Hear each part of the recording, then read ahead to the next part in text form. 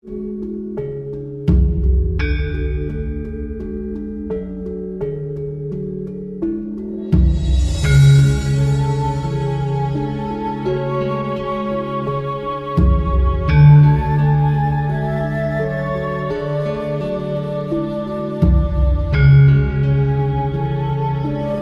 waktu wedang sore-sore ini kita mendapatkan tamu seorang budayawan muda, seorang budayawan muda dan sekaligus dia seorang pakar keris.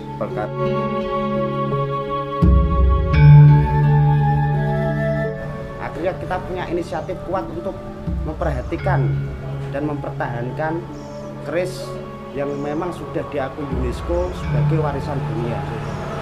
Jadi antusias saya ya karena terbengkalainya pusaka itu tadi, sehingga kita berupaya untuk merawat semaksimal mungkin.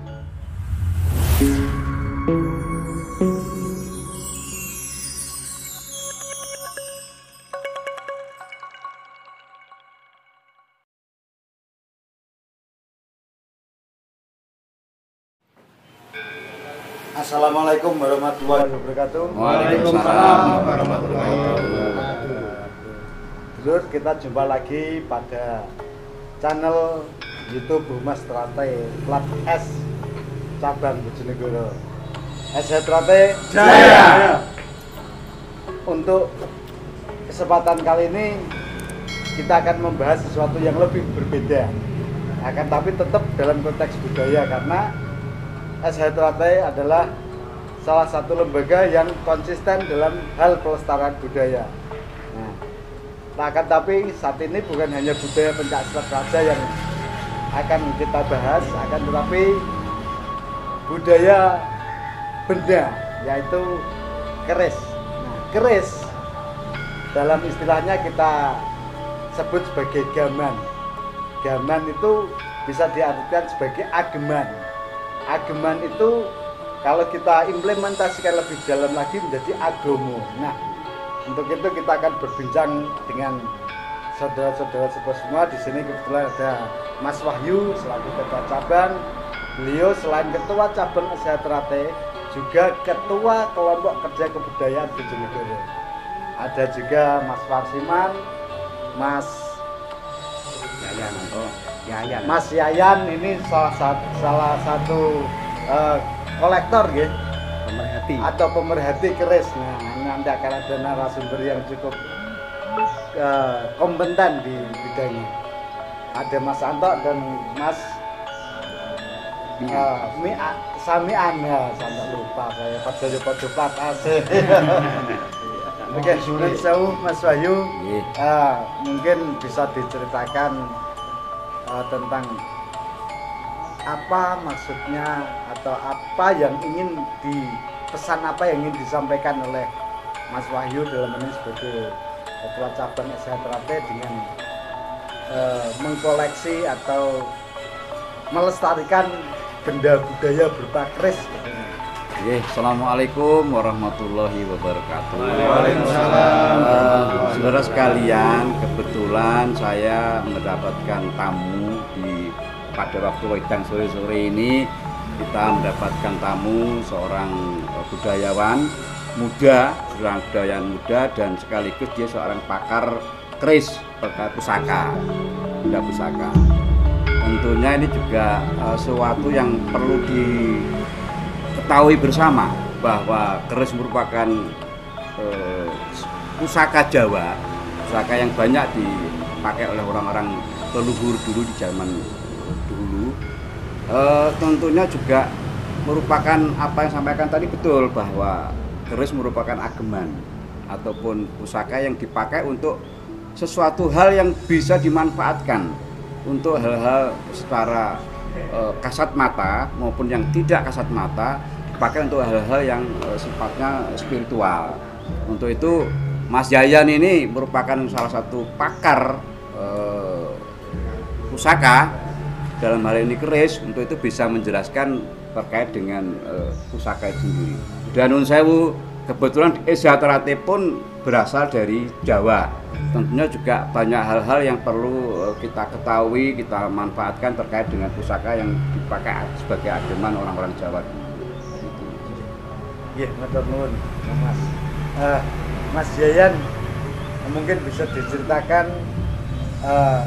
bagaimana awal mula untuk tertarik untuk mempelajari keris ini. Iya Pak.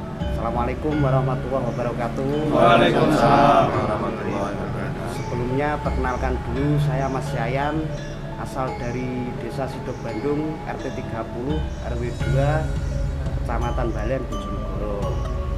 Pertama antusias saya itu melihat dari beberapa kampung-kampung Pak.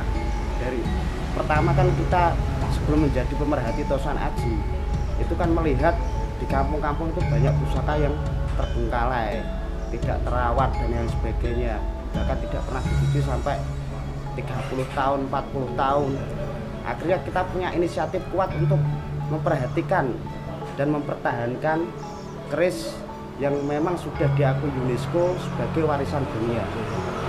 Jadi antusias saya ya karena terbengkalainya pusaka itu tadi, sehingga kita berupaya untuk merawat semaksimal mungkin. Seperti itu Mas.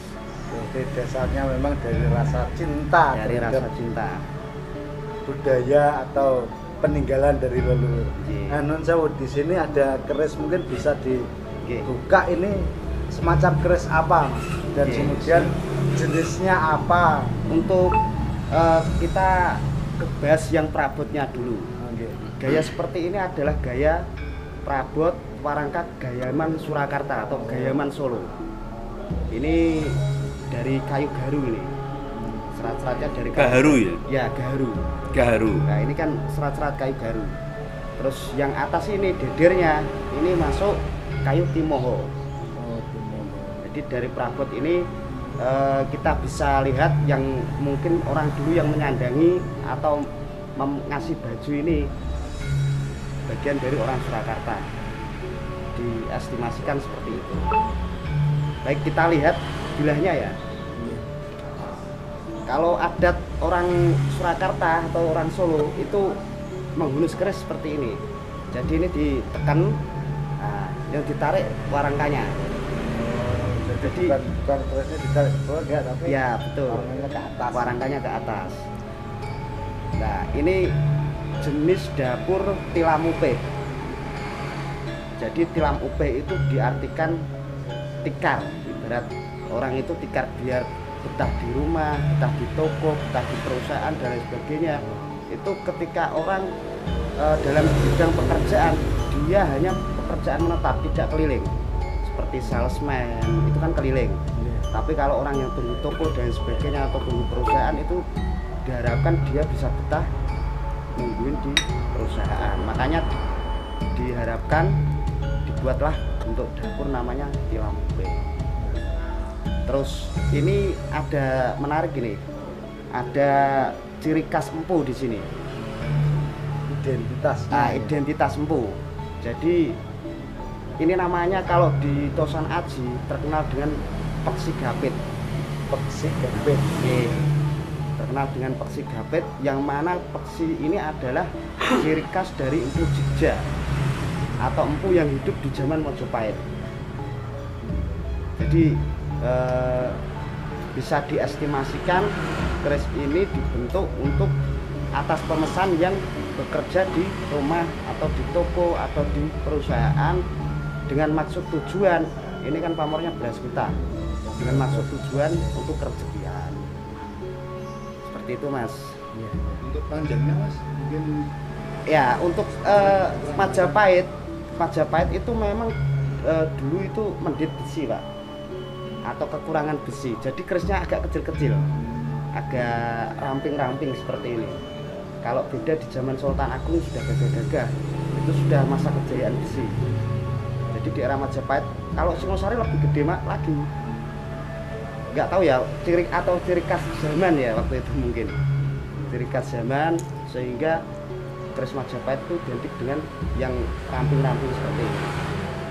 1 kil atau 1 kilan itu Mas? Ini kurang lebih 30, panjang bilahnya 30 sampai 31. Standar Majapahit itu 30, 31, 32.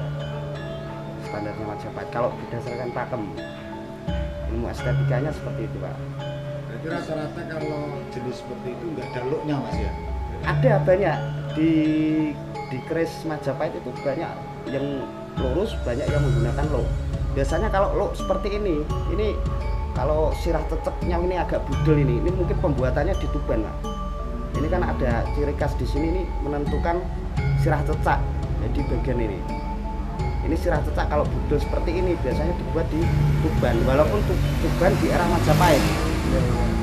Jadi waktu Majapahit yang membuat untuk Tuban. Jadi kemungkinan pembuatannya di Tuban, sehingga pakai ciri khas sirah cecak seperti ini. Ini sirah cecaknya. Namanya apa Mas? Ada namanya nggak? Ini tilamupe. Tilamupe. Masuk tilamupe karena ini kan hampir sama seperti brojol, Pak. Kalau brojol itu tidak ada tikel alisnya. Ini kan ada tikel alis ini. Ini namanya tikel alis. Ini gande, ini ganja. Jadi rincikan keris itu sebenarnya kalau pelajari banyak, Pak. Mulai bilah, gande, tikel alis, ganja, paksi. Nah ini kalau dipelajari ilmu estetikanya, saya sendiri juga masih belajar, Pak. Terus kemudian cara merawat keris itu sebenarnya seperti apa? Apakah cukup dicuci setiap bulan suro atau ada cara-cara lain? Jadi gini, Pak, untuk pembersihan keris itu biasanya kalau kita pakai media warangan, Pak, tidak harus 1 tahun itu dicuci terus. Jadi kita warangin cukup 1 kali, 5 tahun kita warangin lagi. Biasanya seperti itu. Cukup kalau setiap 1 suro itu dikasih minyak. Kalau 1 bulan, seingatnya lah, kita kasih minyak agar menjaga besi ini dari karat.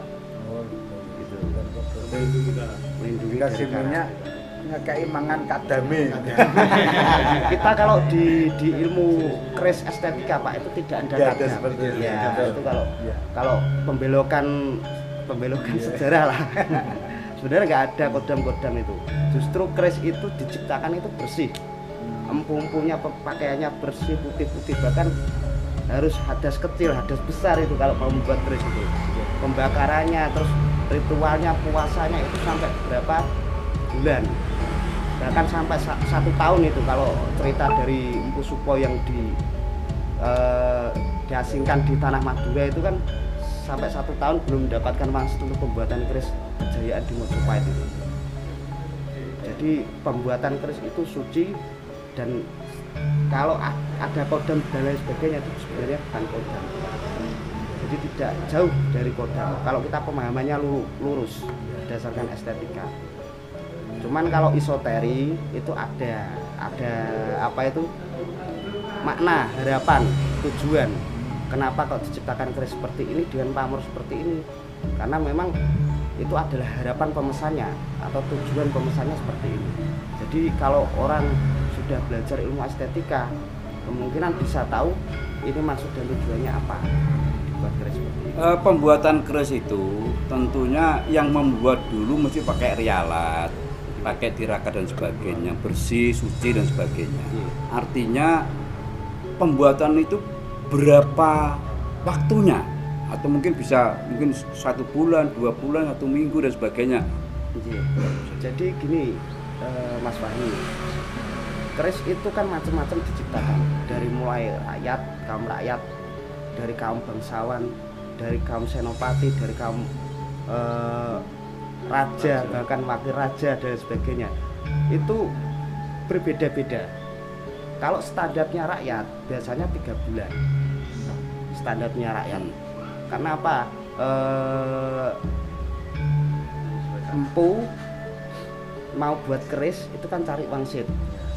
Atau kita mungkin dia bertapa dulu, berpuasa dulu, keris apa yang cocok untuk pemegang tersebut gitu. Biasanya kalau rakyat itu cukup kadang 1 hari 1 malam sudah dapat wangsit gitu.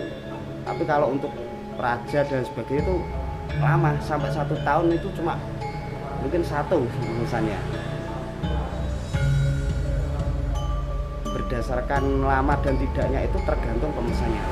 Terus tempat menempanya itu butuh berapa waktu misalkan gitu? Atau berapa kali tempaan tutukannya misalkan kalau sudah dibakar kemudian ditutup itu berapa kali misalnya? Kalau di zaman Majapahit seperti ini tempaannya kurang lebih 30.000 tempaan. 30.000 tempaan. 30.000 tempaan. Jadi dengan suhu yang diakui UNESCO itu kan dengan suhu yang sangat tinggi, dengan titik lebur yang kurang lebih 380 derajat Celcius kalau nggak salah. Itu menempa keris, pembakaran biji-bijinya itu sampai segitu. Karena meteor itu Pak, orang reaktornya orang luar negeri nggak bisa Pak membakar biji meteor itu sampai luluh lantah, nggak bisa. Tapi orang Jawa zaman dulu itu sudah bisa. Itulah yang diherankan sama UNESCO, sampai diakui UNESCO itu karena itu. Jadi meteor itu tidak bisa lebur pakai reaktornya orang luar, tapi pakai keahlian orang Jawa leluhur kita itu malah bisa. Mereka bisa menyatu ke besi. Ya. Terus kemudian manfaatnya, ada keris yang mungkin bentuknya seperti itu, lancip begitu, lurus, kemudian ada yang pakai luk dan sebagainya. Kunci. Nah, itu bisa dijelaskan kenapa kok harus pakai luk, kemudian luknya yang paling bagus itu berapa luknya, misalkan begitu. Idealnya. Kemudian manfaatnya apa sih kalau luk segini dan sebagainya? Saya jelaskan nggih Mas Wahyu. Jadi luk itu berdasarkan hasil tirakat empu, hasil wangsit empu, biasanya seperti itu. Jadi tapi maknanya ada itu. Keris lurus, dibentuk lurus itu karena biar untuk pendirian diri. Jadi biar tegak lurus menghadap ke Sang Pencipta. Itulah makna dari keris lurus. Lanjut lagi kalau tiga itu suatu harapan, permintaan. Kalau kita sudah mendapatkan, jadi biasanya keris lurus itu dipakai awalan orang bekerja. Jadi contoh mau memulai kita kerja, sama pedagang gitu mau mulai berdagang, dia pakai keris yang lurus, biasanya seperti itu. Naik lagi kita pengen kebutuhan yang primer atau sekunder, ke primer ya, ke yang kayak mobil itu kan, sepeda motor itu naik ke tingkat luk 3. Jadi setelah kita punya keris yang lurus, kita naik ke luk 3. Biasanya orang-orang Jawa zaman dulu seperti itu. Untuk harapan dan harapan semoga saya mendapatkan, bisa cepat dapat rumah atau bagaimana, atau kita dapat sepeda motor dan lain sebagainya, itu harapan dalam keris tersebut. Termasuk dapat jodoh barang itu ya? Nah, bisa pakai luk 3 gitu. Jadi seperti itu. Jadi meminta harapan kepada Sang Pencipta, tapi medianya ini keris syariatnya gitu. Itu dibuatlah keris dengan dapur luk 3. Lanjut lagi kita ke luk 5. Luk 5 itu dulu hanya dipegang oleh darah biru atau keturunan pangeran. Jadi luk 5 itu diciptakan memang dulu itu atas pemesanan dari darah biru, kaulah biru, keturunan ningrat dan sebagainya, itu di luk 5. Jadi orang kalau pegang luk 5 zaman dulu, wah ini sudah tahu nih kalau keturunan darah biru. Kita lanjut lagi ke luk 7. Luk 7 itu ada suatu orang yang sudah ibaratnya kenyang ya, merasakan hidup di dunia, itu sudah mapan lah, sudah waktunya mukso, sudah mau menghadap Sang Pencipta. Orang zaman dulu itu biasanya orang-orang tua zaman dulu pegangannya luk 7. Jadi biar apa? Biar kita ingat kepada keris, bahwasanya kita ada yang menciptakan keris sakang parane dumadi lah, wayahe golek pitulungan. Waktunya untuk meminta pertolongan. Jadi ketika kita mau menghadap ke Sang Pencipta, kita ibaratnya pegangnya luk 7. Biasanya dipegang oleh sesepuh ya. Sepuh untuk penasehat dan sebagainya, alangkah baiknya pegangnya luk 7. Terus lanjut lagi ke luk 9. Luk 9 itu perjalanan. Jadi banyak keris itu diciptakan sebenarnya luk 9. Karena apa? Orang-orang dalam perjalanan, kerja dalam jalan dan sebagainya, zaman dulu kan keliling. Nah, berdagang keliling dan sebagainya itu rata-rata pakai luk 9. Makanya di situ ada bidang soko. Bidang soko itu melambangkan hewan-hewan yang lari gitu. Jadi dia bekerja yang masih berlarian. Contoh seperti ulama-ulama atau pesiar-pesiar atau seperti penceramah-penceramah, para wali dan sebagainya itu rata-rata pakai lok 9. Seperti itu. Terus kita lanjut lagi ke lok 11. Nah, lok 11 itu untuk jadi dipakai zaman dulu untuk perhiasan diri. Mabah kalau orang zaman dulu. Kawibawan. Kawibawan. Jadi dipakai kawibawan orang zaman dahulu. Makanya di situ ada salah satu lok 11 itu dengan dapur sabu inten. Jadi biar kita itu seolah-olah kalau berkumpul dengan orang itu bagaikan intan permata. Gitu. Keluar pamornya juga. Lok 11 maknanya seperti itu. Jadi untuk menambah kita kemahaban, kita duduk dengan orang bawah juga sama rata, kita duduk sama orang atas juga sama rata. Jadi biar bisa menstabilkan kedudukan kita. Itu makna dari lok 11. Lanjut lagi kita ke lok 13. Nah, ini yang sering dipakai kerajaan-kerajaan zaman dulu. Memang lok 13 ini simbol-simbol kejayaan. Jadi ketika contoh seperti Majapahit, dia sudah jaya dan penjajah tidak ada, kita merdeka di zaman Majapahit. Nah, diciptakanlah keris lok 13. Adalah simbol kejayaan di masanya, masa kerajaannya itu. Jadi lok 13 itu melambangkan suatu kejayaan. Itu lok tertinggi ya kalau di adat Jawa itu. Kalau lok tertinggi itu kalau berdasarkan pakem, Yeah. pakem Jawa, pakem keris itu lok yang paling tertinggi itu 41. Paling tertinggi itu. Kalau pelajari sampai terus, kalau saya belajar ya cuma sampai lok 13. Kalau lok di atas 13 itu namanya lok Kalawijan, itu kan udah pegangannya Buto zaman dulu. Jadi orang-orang yang memiliki tingkat amarah tinggi, nah kanuragan tinggi itu pegangannya pasti lok di atas 13. Orientasinya setelah lok 13 itu lebih kepada sesuatu yang bersifat pertahanan. Kemudian untuk perang dan sebagainya. Ya, gitu. Ya bisa jadi seperti itu. Ya untuk memproteksi diri dan sebagainya. Ya, salah satunya juga seperti itu. Juga orang-orang yang ngagem keris di atas lok 13 itu wataknya rata-rata kaku dan keras. Makanya Ken Arok itu nusuk empu gandring itu diperkirakan kerisnya di atas lok 13. Karena lok Kalawijan itu dibuat empu itu kalau enggak kepepet sangat jarang. Memang dalam dunia kolektor itu sangat jarang lok di atas 13 itu. Karena apa? Karena ya itu, jadi keris ini dibuat karena empu mau meninggal. Jadi empu itu sudah punya kode dalam diri dia itu mau meninggal. Dia menciptakan keris pasti di atas lok 13. Dan itu persebarannya di Indonesia kemungkinan cuma 1 atau 2 atau 3 gitu. Seperti dulu kan sejarahnya empu gandring kan ditusuk sama Ken Arok waktu itu. Nah, itu atas pesenannya Ken Arok karena bahannya cuma kurang finishing warangka aja. Itu nggak jadi satu malam ditusuk. Dia pengen punya keris yang sakti mandraguna. Korbannya adalah tumbalnya ya si empu. Dia sudah tahu memang si empu gandring itu bakal ini yang memakan saya sendiri. Karya yang memakan saya sendiri ya ini. Makanya dalam situ dinamakan Bongot Setan Kober itu kan karena ya itu kesaktiannya memang luar biasa, tapi tumbalnya itu ada. Jadi masing-masing lok itu pamornya juga beda-beda, Mas. Selalu beda-beda. Nggak harus sama semua. Cuma ya ada kesamaan tergantung pemesannya sih. Iya. Artinya setiap keris antara keris satu dengan keris yang satunya itu selalu berbeda ya? Selalu berbeda. Meskipun loknya sama gitu. Meskipun loknya sama, Meskipun berbeda. kerisnya misalnya ini namanya Keris tilam mupe. kelas tilam mobil satu dengan kelas Tilam kelas mope. mobil dua misalnya, Ya. ini bisa jadi berbeda. Sangat berbeda. Karena gini, kenapa kok berbeda?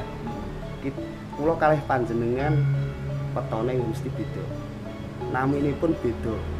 Ciri khasnya pun juga berbeda. Nah itulah weton itu tadi yang menjadikan keris itu ada berbeda-beda macam dan bentuk. Matur nuwun, ini bisa di apa sih diunjuk sik kopi ini. Terlalu ya. Nggih, sedulur kita kali ini memang sedang ngobrol-ngobrol santai sambil ngedang sore-sore di Padepokan Sejahtera. Kita istirahat dulu sambil ngopi-ngopi dulu. Ya.